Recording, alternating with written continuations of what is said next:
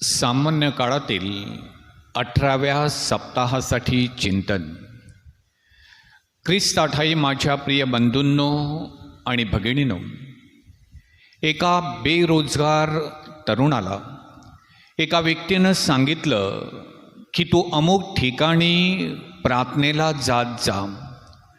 तिथं प्रार्थनेला गेल्यानं आपल्या मनातील सर्व इच्छा पूर्ण होतात, आपणास हवं असलेलं मिळतं. मग मोठ्या आशेनं अपेक्षेनं त्या तरुणानं तिथं प्रार्थनेला जायला सुरुवात केली. 2-3 सलग आठवडे तो त्या ठिकाणी प्रार्थनेमध्ये सहभागी झाला. आपल्या मनातील इच्छा पूर्ण व्हावी, आपल्याला त्वरित जॉब मिळावा अशी त्याची इच्छा होती. आणि 3 आठवडे पालटून गेल्यानंतर आपल्याला हवं असलेलं मिळत नाही, आपल्या मनातील इच्छा पूर्ण होत नाही. हे कळल्यानंतर महिन्याभरानंतर तो त्या ठिकाणी प्रार्थनेसाठी जायचा थांबला. बंधूंनो आणि भगिनींनो, आपण परमेश्वराकडे कशासाठी प्रार्थना करतो? श्रद्धावंत परमेश्वराचा धावा कशासाठी करीत असतो? का परमेश्वराची आपणास गरज भासते?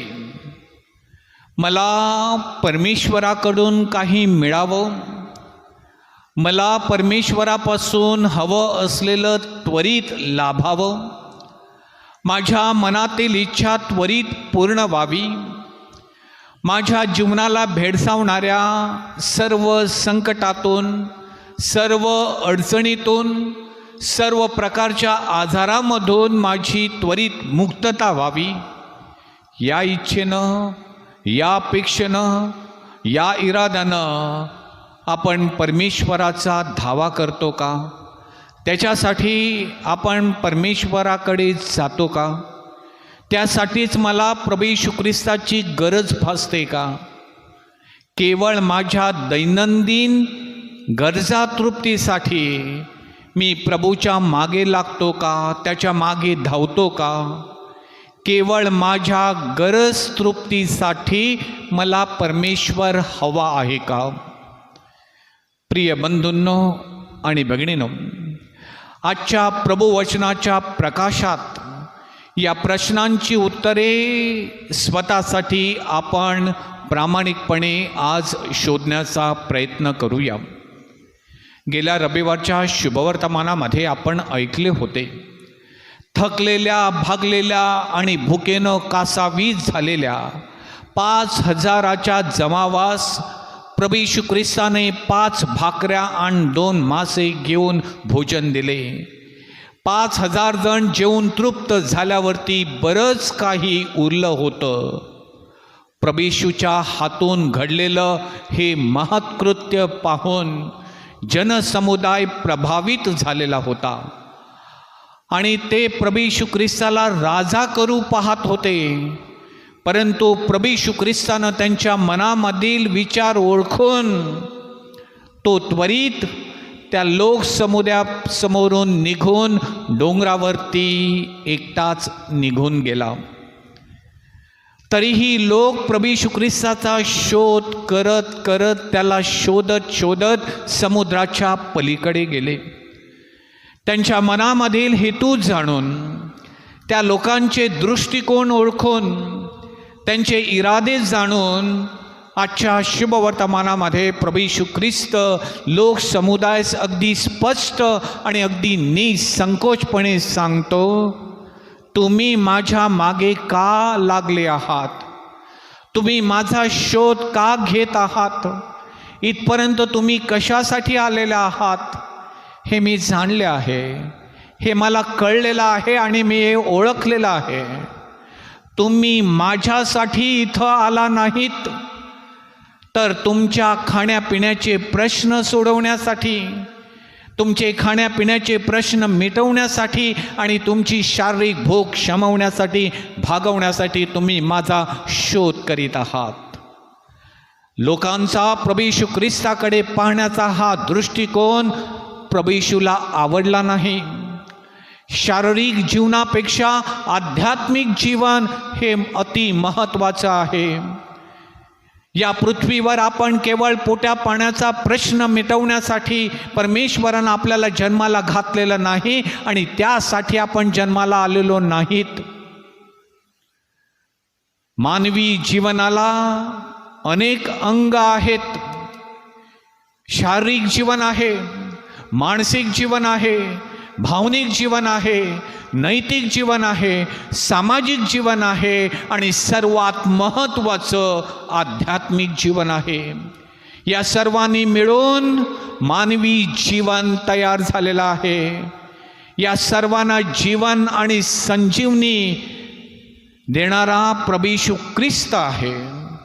मानवाचे हे सर्वांगीण जीवन विकसित आणि जिवंत ठेवण्याचे सामर्थ्य आणि कृपा त्या प्रभू येशू ख्रिस्तामध्ये आहे.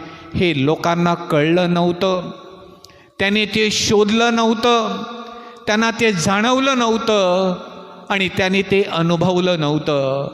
केवळ शारीरिक अन्नासाठी श्रम करून पुरेसे नाहीत, तर आध्यात्मिक जीवनासाठी आवश्यक असलेलं अन्न स्वतःच्या आत्म्याला, स्वतःच्या मनाला, स्वतःच्या हृदयाला चांगल्या वागणुकीला व चांगल्या वर्तणुकीला उत्तेजित करणारे, प्रेरणा देणारे आणि आवश्यक असणारं आध्यात्मिक अन्न स्वतःसाठी वेळोवेळी आणि नियमितपणे पुरवणं, त्यासाठी श्रम, मेहनत आणि प्रयत्न करणं हे प्रत्येक ख्रिस्ती श्रद्धावंतांचं प्रथम कर्तव्य आहे.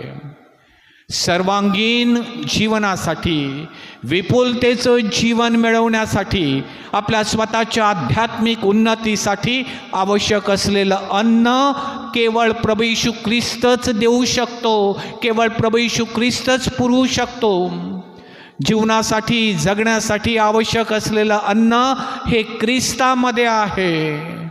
म्हणूनच प्रभू येशू ख्रिस्ताच्या शुभवर्तमानामध्ये म्हणतो, मीच जीवनाची भाकर आहे. या ख्रिस्ताची भूक, या ख्रिस्ताची तहान आपणापैकी प्रत्येकाला लागावी.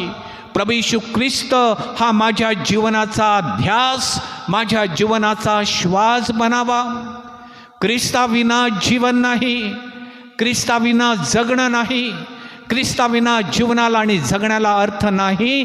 हे जीवनाचं सत्य प्रत्येकाला कळावं, प्रत्येकाला समजावं, प्रत्येकानं हे जीवनाचं सत्य मनापासून स्वीकारावं, ते अंगीकारावं, आत्मसात करावं, अशी प्रभू येशू ख्रिस्ताची इच्छा आहे.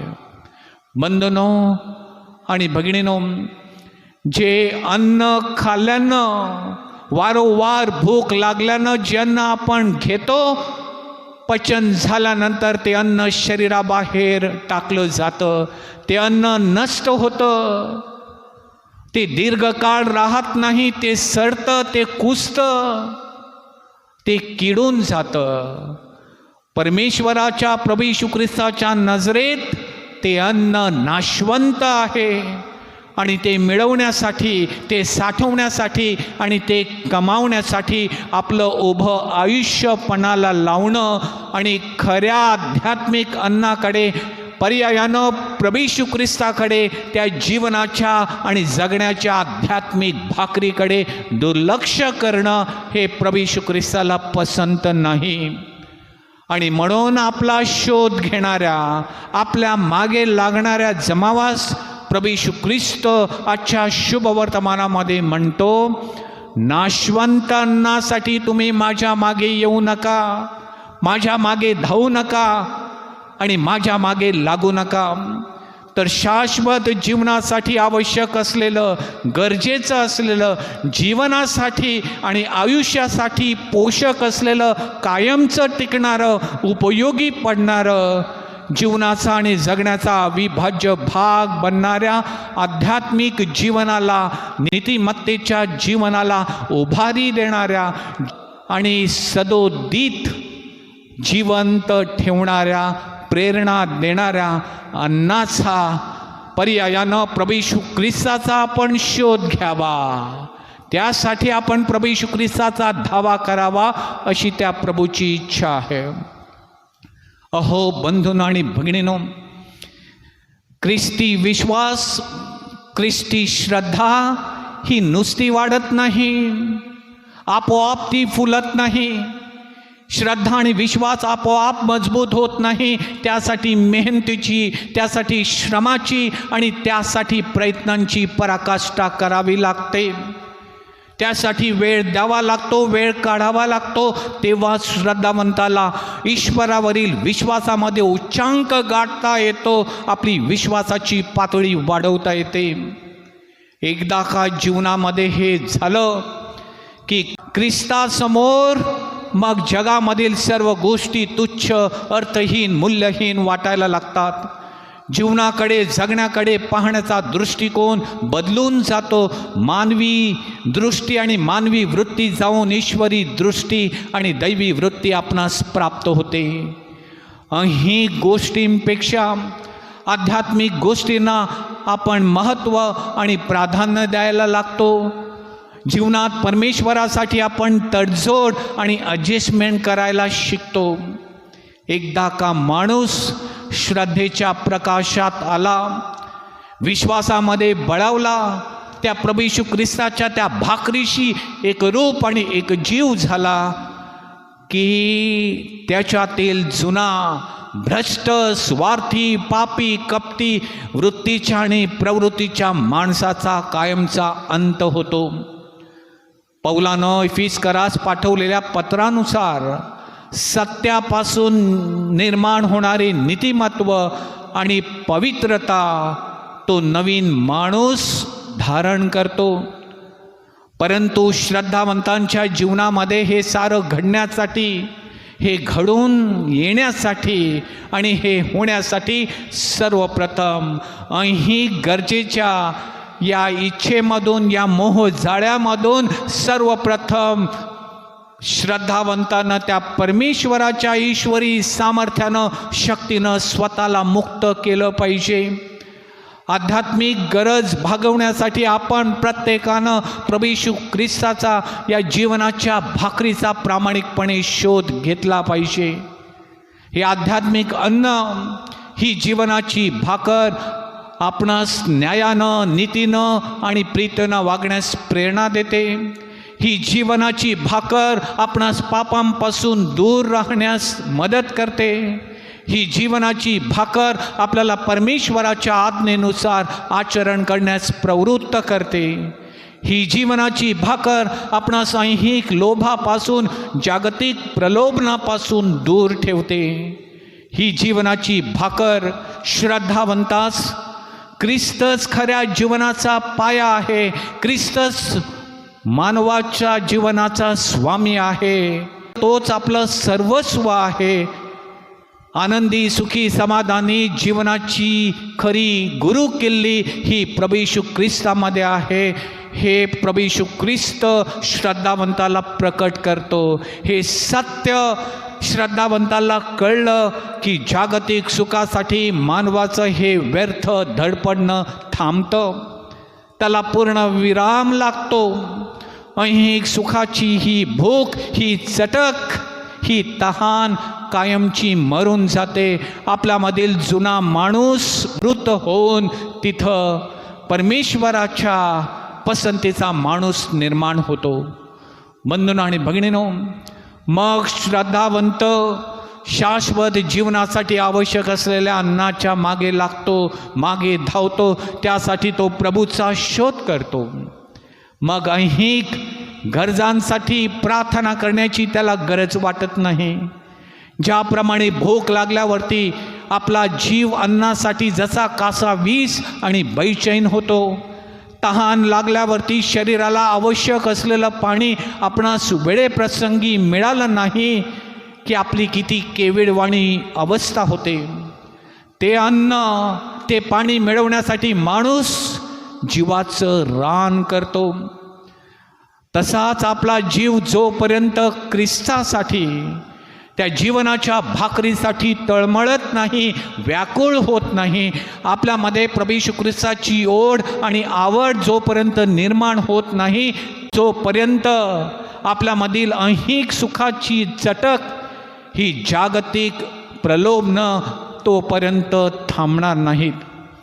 प्रभूला जीवनाच्या केंद्रस्थानी आपल्याला ठेवता येणार नाही.